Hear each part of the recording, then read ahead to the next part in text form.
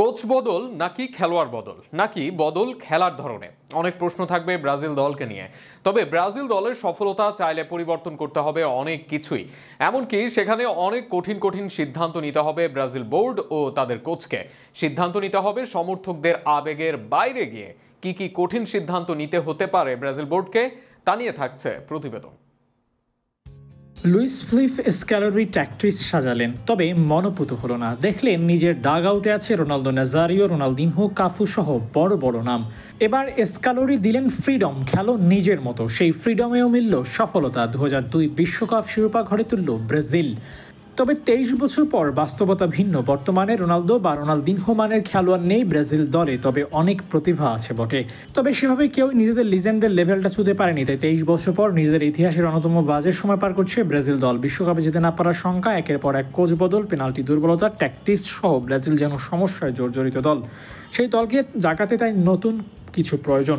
দরকার এমন সব সিদ্ধান্ত যা কঠিন হলেও বদলে দেবে দলকে।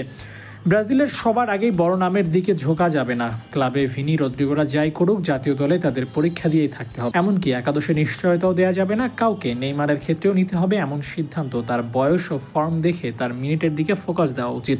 এর বাইরে মিডফিল্ডার, সেন্টার ব্যাক বা গোলরক্ষক সবার ক্ষেত্রেই থাকবে এই নিয়ম। হয়তো এই সিদ্ধান্ত অনেক ভক্তের মনোপুত হবে না, তবে বড় ক্ষেত্রে সফলতা পেতে পারে ব্রাজিল দল।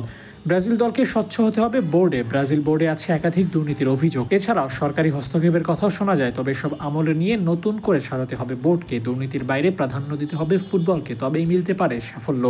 মাঠের খেলোয়াড়দের নিয়ন্ত্রণ ও ঐক্যের জন্য দরকার দারুণ কোচ। একই সাথে ট্যাকটিক্সে আনতে হবে বদল। এমন কোচ দরকার যে দুই জায়গায় হবেন দারুণ।